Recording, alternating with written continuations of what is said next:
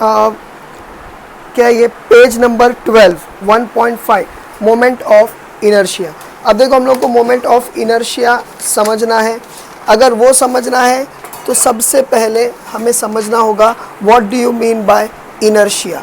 Tendency of any object to resist change. अगर वो चल रहा है वो चलते ही रहना चाहेगा, रुकना नहीं चाहेगा। समझ में आया? और अगर कोई रुका है तो वो रुका ही रहेगा, वो चलना नहीं चाहेगा। That is known as inertia. कुछ समझ में आया? Property of any object to resist change is known as inertia. इतना समझा आप लोगों को इनर्शिया क्या होता है? ठीक है। अब याद रखो कि अगर कोई ऑब्जेक्ट रुका हुआ है, ठीक है, याद रखो रुका हुआ है मतलब क्या? एट रेस्ट है, तो रेस्ट में ही रहना पसंद करेगा। ठीक है, ऐसे इनर्शिया को बोलेंगे इनर्शिया ऑफ रेस्ट। अगर कोई ऑब्जेक्ट एक डायरेक्शन में चल रहा है वो उसी डायरेक्शन में रहेगा। कब तक? जब तक कि कोई एक्सटर्नल फोर्स उसके डायरेक्शन को चेंज ना कर दे। तो ऐसे इनर्शिया को क्या कहा जाएगा? Inertia of direction. समझ में आया? और ये तो आप लोगों को मालूम ही है कि अगर कोई चीज़ चलते रह रही है वो उस वक्त तक चलेगी जब तक कि कोई एक्सटर्नल फोर्स उसको पुल या फिर सामने से पुश करके रोक ना दे। ऐसे इनर्शिया को क्या बोलेंगे? Inertia of motion. इस लिहाज से याद रखो इनर्शिया जो है वो कुछ समझा? What is inertia? हम लोग मोमेंट ऑफ इनर्शिया समझने जा रहे हैं, उससे पहले इनर्शिया को समझ रहे हैं।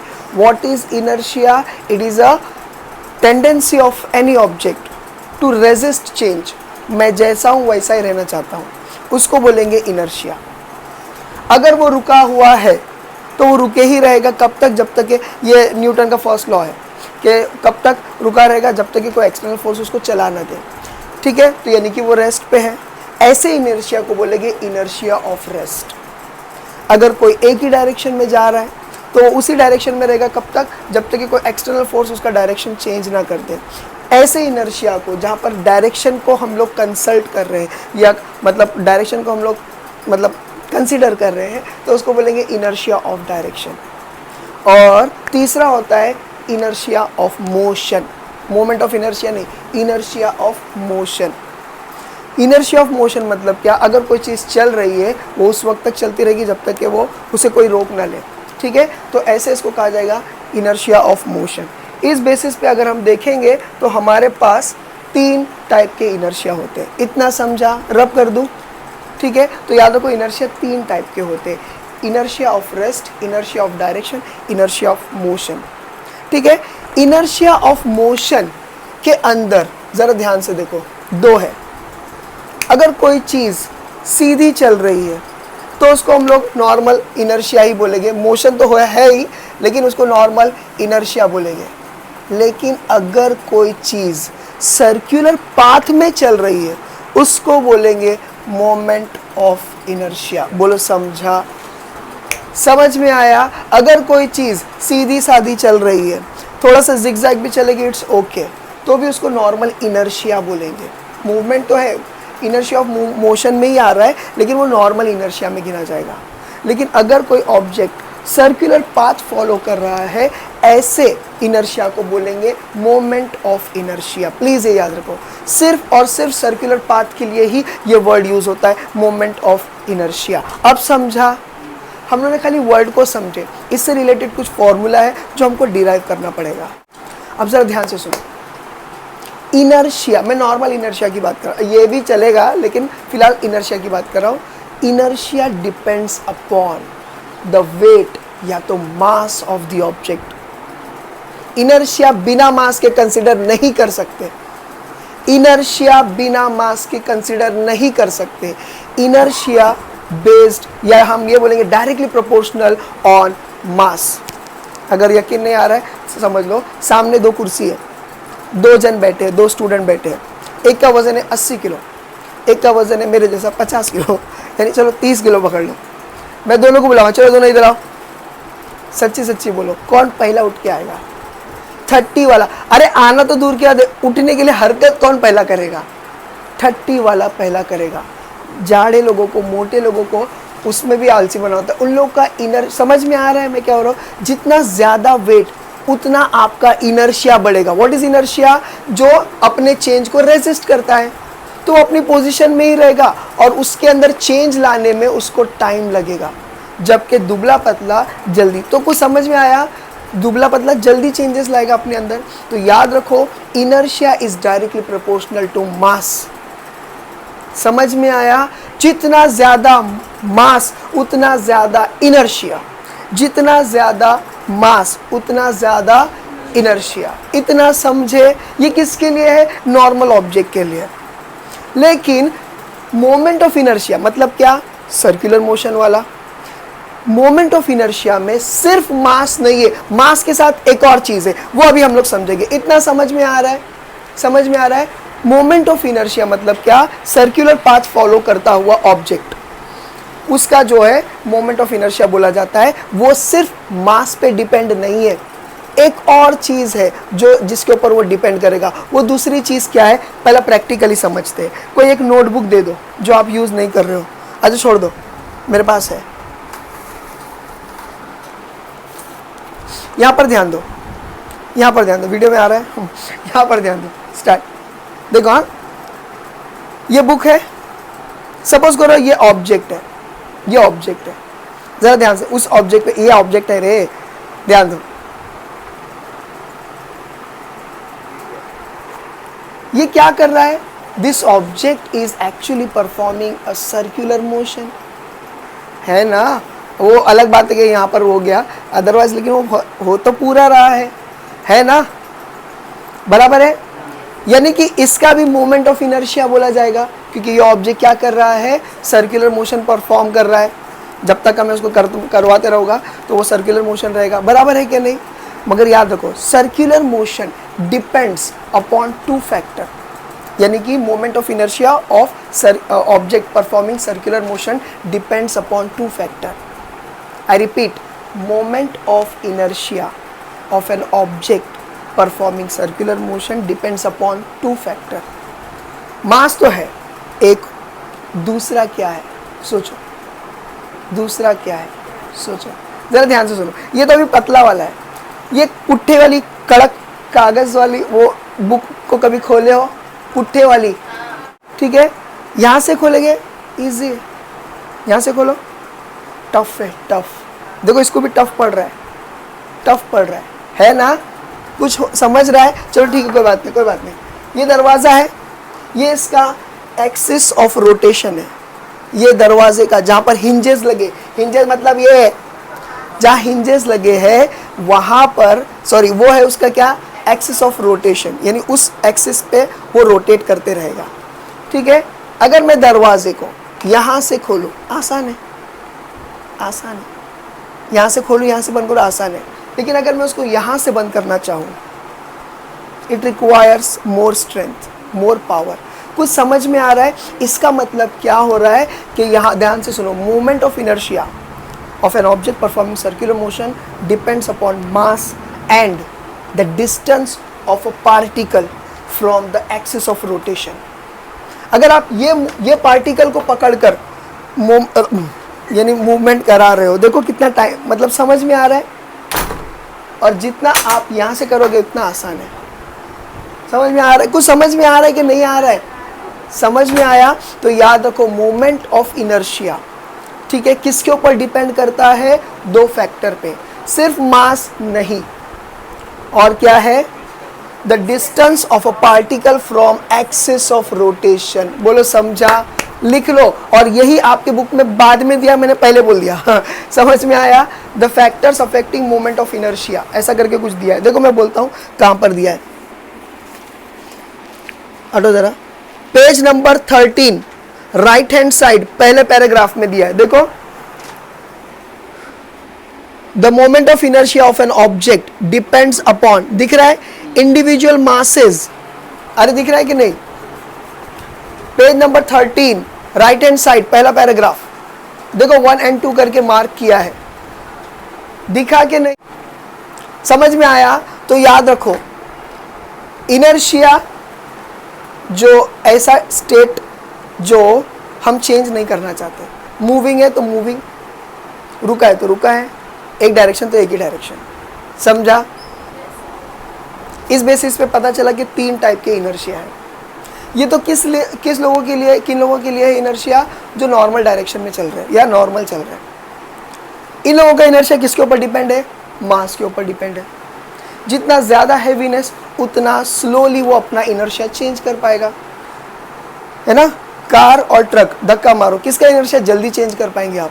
डेफिनेटली कार का इनर्शिया चेंज कर पाएंगे, अगर वो रेस्ट पे है तो धक्का मार के उसको मोशन में करा सकेंगे। तो मास पे डिपेंड करता है इनर्शिया। समझ में आ गया?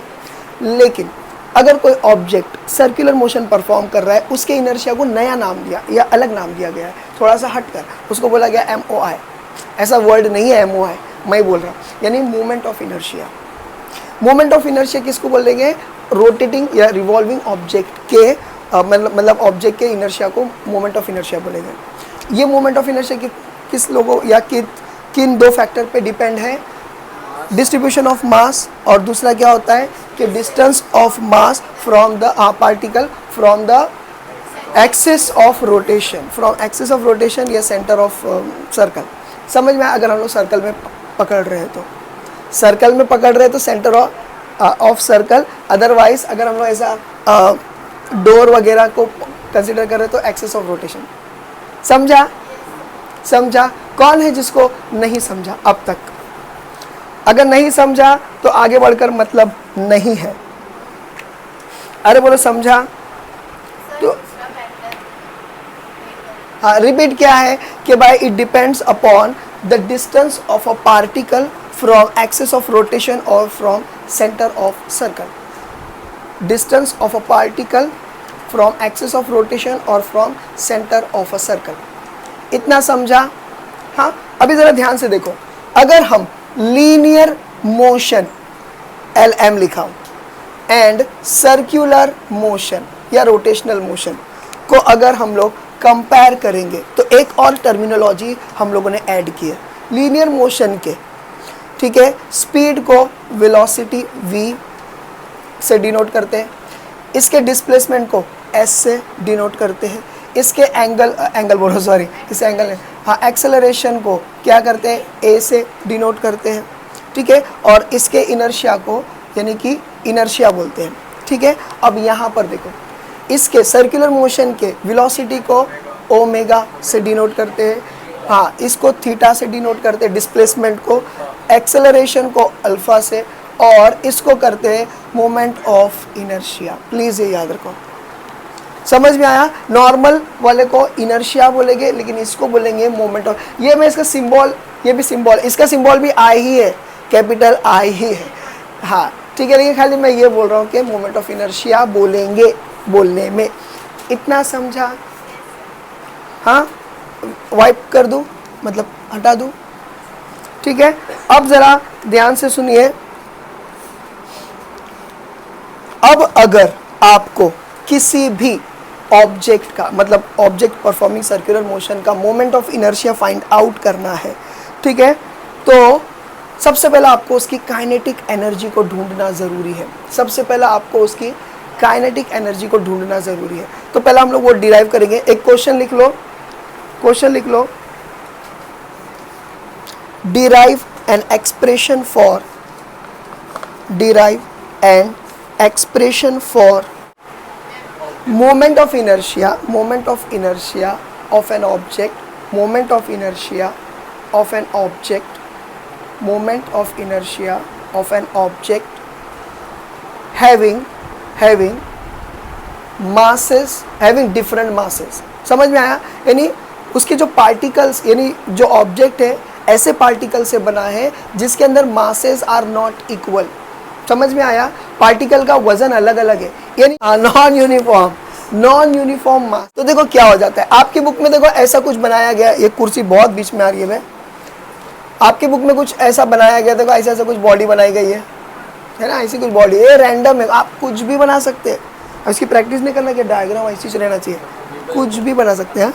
हाँ, अमीबा, हाँ, अरे भाई, ठीक है, तो ये है अमीबा, ये है इसका सेंटर ऑफ एक्सिस या रोटेशन। ये डॉट डॉट मतलब क्या, ये दिख रहा नहीं है हम लोगों को, उसके पीछे चला गया। समझ में आया? अब ज़रा ध्यान से सुनो, ये इसका सेंटर ऑफ एक्सिस या जो भी है रोटेशन। आपके बुक में बराबर सेंटर से गुजारा है नहीं ना? हाँ तो ठीक है। अब ज़रा ध्यान से सुनो, ये है पार्टिकल 1, ये है पार्टिकल 2, ये है पार्टिकल 3। बस 3 ही दिया आपके बुक में। अब उन 4 भी ले सकते हैं, 5 भी ले सकते हैं। यानी ये जो पुट्ठा है, एक समझ लो पुट्ठा है या कोई भी एक ऑब्जेक्ट है, ये n नंबर ऑफ पार्टिकल से बना है। हम नहीं गिन सकते, मगर फिर भी आपकी बुक ने 3 पार्टिकल को कंसिडर किया और बोला है कि भाई इसको मैं थोड़ा इधर ले लेता हूँ, ठीक है। और बोला है कि भाई इसका जो मास है वो है m1, स्मॉल m देंगे। अगर सबका मास कैलकुलेट करेंगे तो कैपिटल M देंगे। समझ में आया? तो इसके लिए इसको स्मॉल m देंगे। ये है मास 1। सपोज करो ये ऑब्जेक्ट 2 है, मास 2, और ये mn बोला गया है। क्यों? ये n नंबर ऑफ पार्टिकल्स है, तो सपोज करो ये n नंबर ऑफ पार्टिकल का मास है। इतना समझा? और इन लोगों का डिस्टेंस या distribution from the centre of axis, या फिर क्या बोलेंगे ना, एक्सिस ऑफ रोटेशन जो है, ये अलग अलग है। इसका डिस्टेंस क्या है? r1, इसका डिस्टेंस क्या है? r2, और इसका डिस्टेंस क्या है? r3। अरे सॉरी, mn है तो ये r, मेंढे चाले कर दिया मैंने, rn। बोले इतना समझा? अरे इतना समझा कि नहीं समझा? ठीक है। तो अभी हम लोग क्या करें, कभी भी याद रखो, हम लोग directly moment of inertia find out नहीं कर सकते, उससे पहले कुछ और चीज़ें फाइंड आउट करने का रहता है। यहाँ पर अब सपोज करो ये चीज़ क्या कर रही है, रोटेट हो रही है, इसका एक्सिस रोटेट हो रहा है, इसका मतलब ये पूरी बॉडी रोटेट होगी। सपोज करो मैंने ये पूरी बॉडी को घुमा दिया, ठीक है। सपोज करो इसको लगे 5 सेकेंड, कितने लगे? 5 सेकेंड टू कंप्लीट 1 रिवोल्यूशन, ठीक है। एक रिवोल्यूशन को कितना लगा? 5 सेकेंड, ठीक है। समझ लो वो बॉडी यही है, ये सेंटर ऑफ एक्सिस है जहाँ मैंने उंगली रखा, और ये बॉडी है, ये m1 m2 m3 ऐसा कहीं पर भी लोकेटेड है, या mn लोकेटेड है। ये मैंने घुमाया, सपोज करो एक कंप्लीट हुआ, 5 सेकेंड हो गए, ठीक है। अब मुझे बताओ time taken for this particle to complete 1 revolution कितना है? 5 सेकेंड। अरे ये है ऑब्जेक्ट, ये पार्टिकल, ये 5 सेकेंड, एक राउंड कितना लगा? इसको भी 5, किसको भी 5। अरे समझा? अरे समझा कि नहीं? अच्छा चलो, आपने घूमे 5 सेकेंड, आपके ये हाथ को कितना टाइम लगा? सर वो तो बाजू में था ना, उसको भी 5 सेकेंड लगेगा। आपको कितना टाइम लगा? उसको भी 5 सेकेंड लगा। नाक को किधर? नहीं सर वो थोड़ा वहां थी। ऐसा थोड़ी है, सब साथ में ही तो थे। तो एवरी वन का टाइम क्या रहेगा? 5 सेकेंड ही रहेगा कि नहीं? अरे क्यों इतना डरते? अरे समय क्या बोले कुछ बोले? हाँ वही तो बोल रहे थे, समझ में आया? अच्छा, यानी ये भी घूम कर आया, ये भी घूम कर आया, ये भी घूम कर आया। सबका एंगल कितना बना? 360। डरने का नहीं, 360 रेडियन में कन्वर्ट करो, 2 पाई। अरे बोलो सही है क्या? नहीं अरे मतलब 2 पाई, अरे मतलब मैं अपॉन 5 सेकेंड लिख रहा था, इसके लिए मैं रुक गया। 2 पाई है ना, 2 पाई है क्या नहीं? तो जरा ध्यान से सुनो, इस पूरे पार्टिकल का ध्यान से सुनो। थीटा क्या है? एंगुलर वेलोसिटी का फॉर्मूला क्या है? D theta upon D T, है ना। Change in angular displacement upon change in time. Particle 1 का क्या है? पार्टिकल 1 का क्या है? अगर मैं 1 का कंसिडर करूं तो कितना रहेगा उसका थीटा? 2 पाई। टाइम कितना रहेगा? 2 का क्या रहेगा? सेम। 3 का क्या रहेगा? इसका मतलब ध्यान से सुनो, any object which is performing circular motion, उसका MOI मोमेंट ऑफ इनर्शिया का, मोमेंट ऑफ इनर्शिया में उसका angular velocity will remain constant for every particle. अब समझा? बस ये साबित करना था। समझ में आ गया? समझ में आ गया? अगर कोई पार्टिकल, सॉरी, अगर कोई ऑब्जेक्ट MOI कर रहा है, डेट इज यानी हम लोग उसका मोमेंट ऑफ इनर्शिया कैलकुलेट कर रहे हैं। तो याद रखो उसका जो वेलोसिटी रहेगी, कौन सी, एंगुलर वेलोसिटी की मैं बात कर रहा हूँ, वो क्या रहेगी, कांस्टेंट रहेगी। समझ में आया? But linear velocity will always differ. क्यों? लीनियर वेलोसिटी का फॉर्मूला क्या है, ये क्या है, R1, इसका डिस्टेंस समझ लो 2 सेंटीमीटर है, इसका 5 सेंटीमीटर, इसका 3 सेंटीमीटर है, रेडियस अलग है, रेडियस अलग है, ये तो कांस्टेंट रहेगा, चलो ठीक है, लेकिन ये अलग है, तो ये वैल्यू चेंज होगी क्या, नहीं होगी। अब समझ में आ रहा है? कभी भी याद रखो, कोई भी रोटेटिंग ऑब्जेक्ट का क्या रहेगा, angular velocity will remain constant, MOI की बात कर रहा हूं, मोमेंट ऑफ इनर्शिया, और वेलोसिटी क्या रहेगी, लीनियर वेलोसिटी, इसको लीनियर वेलोसिटी बोलेंगे, इसको एंगुलर वेलोसिटी बोलेंगे। Angular velocity will always remain constant. क्यों? क्योंकि कैलकुलेट करके देखें। और linear velocity it depends upon the radius, और रेडियस हर एक पार्टिकल का अलग अलग है, और अलग अलग होने की वजह से ये तो कांस्टेंट रहेगा, लेकिन ये चेंज होगा तो डेफिनेटली ये वैल्यू भी चेंज होने वाली है। तो इसका मतलब v is equal to change. समझ में आया? तो linear velocity will never remain constant. समझा? अरे समझा? तो क्या मैं ऐसा बोल सकता हूं कि linear velocity of particle 1 is equal to R1 omega? अरे सही है ना?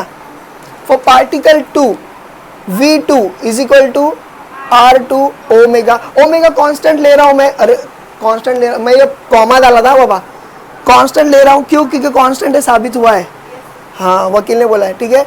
और V3, अगर V3 है तो, हालांकि V नहीं है, R3 और ओमेगा। ऐसा ही Vn is equal to Rn।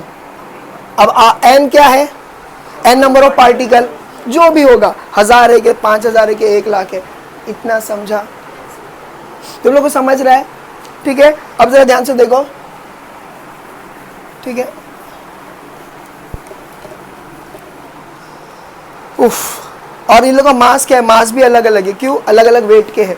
तो जरा ध्यान से देखो, काइनेटिक एनर्जी, ठीक है, ऑफ ऑब्जेक्ट, वो जो ऑब्जेक्ट मैंने बनाया था उसके पार्टिकल्स की काइनेटिक एनर्जी कैसा कैलकुलेट करेंगे, हाफ mv²। यही होता है, यही होता है। मगर क्या एक पार्टिकल से बना है क्या? नहीं। तो याद रखो हाफ m1v1 स्क्वायर। कुछ समझ में आ रहा है? प्लस, अरे हाँ, फिर लिखेंगे हम लोग क्या, टोटल काइनेटिक एनर्जी। क्या लिखेंगे? Total kinetic energy. पहले मैं तुम लोग को समझ रहा है कि नहीं? देखो ध्यान से सुनो, हम लोग क्या ढूंढने जा रहे हैं, मोमेंट ऑफ इनर्शिया। क्या ढूंढने जा रहे हैं?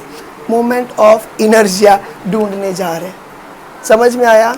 मोमेंट ऑफ इनर्शिया 2 चीज़ पे डिपेंड करता है, एक डिपेंड करता है मास पे, एक डिपेंड करता है क्या, रेडियस पे। तो पहला ये दोनों का कुछ इक्वेशन बनाएंगे, उसके बाद मोमेंट ऑफ इनर्शिया करेंगे। ये दोनों के इक्वेशन के लिए हम लोग काइनेटिक एनर्जी को कंसिडर कर रहे हैं। समझ में आ रहा है? काइनेटिक एनर्जी को कंसिडर कर रहे हैं, उसके बाद फिर मोमेंट ऑफ इनर्शिया निकल जाएगा। काइनेटिक एनर्जी का फॉर्मूला क्या है? उससे पहले मैंने आप लोगों को खाली थोड़ा सा ये बता दिया कि भाई ये दोनों का वैल्यू डिफर है, मतलब ये कांस्टेंट रहेगा एंगुलर वेलोसिटी, और ये क्या रहेगी, चेंज होगी, इट में चेंज। क्यों? क्योंकि रेडियस अलग अलग रहता है। इतना समझा? काइनेटिक एनर्जी का फॉर्मूला क्या है, हाफ mv²। काइनेटिक एनर्जी का फॉर्मूला क्या है, हाफ mv²। ठीक है। अब हाफ mv² अगर है, ठीक है, तो टोटल काइनेटिक एनर्जी क्या हो जाएगा, पार्टिकल 1 का काइनेटिक एनर्जी प्लस पार्टिकल 2 का काइनेटिक एनर्जी। अरे समझ रहा है कि नहीं? प्लस जो भी रहेगा mn वाला कर देंगे अपन। अबे हाफ तो डाल दे, हाफ mnvn²। बोले समझा? ठीक है। चलो इन सब में v की वैल्यू डाल दो। v की वैल्यू क्या है, हाफ m1, और ये क्या है, r1 ओमेगा, अबे सीधा वाला लिख देना ओमेगा, और ये क्या है, द होल स्क्वायर। पहले बोलो ये किसको नहीं समझा, ये स्टेप किसको नहीं समझा? हाफ का हाफ, एम का एम, वी, ये वी को मैंने यहां से उठाया, वी का मतलब V1 का मतलब R1 omega, R1 omega, square था स्क्वायर है, स्क्वायर था स्क्वायर है। अरे समझा? कोई है जिसको नहीं समझा? Anyone anyone? ठीक है। इसके बाद हाफ M2 और ये क्या है, ये R2 omega the whole square. ऐसा ही करते करते हम लोग कहाँ तक जाएंगे? Half M N R N omega the whole square. बोले समझा? अरे समझा? ओपनिंग द ब्रैकेट, ब्रैकेट को क्या करेंगे? ओपन कर देंगे, तो क्या हो जाएगा? Half M1 R1 square omega square, half M2 R2 अरे हाँ स्क्वायर ओमेगा स्क्वायर, हाफ, ये प्लस डाल के, हाँ आगे जगह नहीं है इसके लिए, half MN RN square omega square. बोलो समझा? समझा? अब इसमें से कॉमन क्या दिख रहा है हमको?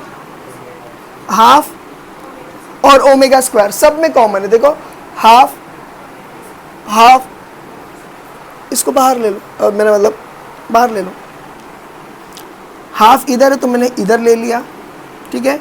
और इसके अंदर क्या है? M1 R1 क्या है? हाँ square, plus M2 R2 square, plus क्या? हाँ MN और ओमेगा स्क्वायर को मैं इधर ले लिया, हो गया। अब जरा ध्यान से सुनो, अभी हमने पढ़े थे या अभी हमने देखे थे कि मोमेंट ऑफ इनर्शिया दो फैक्टर पे डिपेंड होता है, mass and radius, mass and radius, that's it. तो इसको हम लोग मोमेंट ऑफ इनर्शिया कंसीडर करेंगे। आ गया आपका मोमेंट ऑफ इनर्शिया I, समझ में आया? आ गया। बोलो समझा? अब देखो मोमेंट ऑफ इनर्शिया को याद रखने के लिए इजी, देखो मोमेंट ऑफ इनर्शिया ये नहीं है, ये तो सिर्फ काइनेटिक एनर्जी है। ये हम लोगों ने kinetic energy of rotating body ढूंढे, लेकिन उसके जरिए से हमको मोमेंट ऑफ इनर्शिया भी मिल गया, ठीक है। तो मोमेंट ऑफ इनर्शिया का फॉर्मूला क्या है? ये नहीं है, ये काइनेटिक एनर्जी का फॉर्मूला है, ठीक है, जिसमें मोमेंट ऑफ इनर्शिया इन्वॉल्व है। समझ में आया? अगर kinetic energy along with moment of inertia बोला तो आपको ये डेरिवेशन देना पड़ेगा, हाफ इंटू MV स्क्वायर, नहीं MV स्क्वायर, समझ में? वो नहीं समझ रहे हो? अब देखो जरा ध्यान से सुनो, मोमेंट ऑफ इनर्शिया का फॉर्मूला क्या है? देखो इमरान नाम सुने हो? इमरान, इजिकल टू, ये दो को हटा दो, नहीं चाहिए हमको। कितने हटाए? दो हटाए, मोमेंट ऑफ इनर्शिया। बोलो समझा? अरे समझा कि नहीं समझा? बस इमरान याद रखो। ये इसमें समा गए, समझ में आया? अरे बोला ना मोमेंट ऑफ इनर्शिया इज, अच्छा मोमेंट ऑफ इनर्शिया का मैंने गलती किया, पहले डेफिनेशन दे देना चाहिए था, तो आपको समझ में आता कि moment of inertia is nothing but sum of product of mass and square of radius from the centre of axis. समझ में आया? ये मोमेंट ऑफ इनर्शिया का डेफिनेशन है। मोमेंट ऑफ इनर्शिया लिखो, a quantity expressing moment of inertia है, ठीक है। A quantity expressing a body's tendency, apostrophe s, body's में apostrophe s, a quantity expressing a body's tendency to resist angular acceleration, bracket में alpha, bracket close, to resist angular acceleration, bracket में alpha, bracket close, comma, which is which is the sum of, which is the sum of, which is the sum of the products, the products या product डालो खाली product of the mass of each particle, product of the mass of each particle in the body, in the body with the square, with the square of its distance. अब मालूम है distance क्यों बोला, radius क्यों नहीं? जरा ध्यान से सुनो। अगर हम लोग रैंडम बॉडी लेंगे, ये सर्कल थोड़ी है, तो इसका रेडियस नहीं आएगा। समझ में आया? तो इसके लिए बोला गया है to the square, sorry with the square of its distance from the axis, from the axis of rotation, from the axis of rotation is known as, यानी is known as, बोलो क्या? मुस्लिम of India, moment of inertia. Muslim of India कौन है? इमरान। ठीक है, अरे वाह, अब तो याद रहेगा, समझ में आया? मुस्लिम ऑफ इंडिया कौन है? इमरान। लेकिन इमरान के लास्ट में 2 हटा दिए तो वो 2 ऊपर लगा दिए। बोलो समझा? अरे इतना समझा कि नहीं समझा?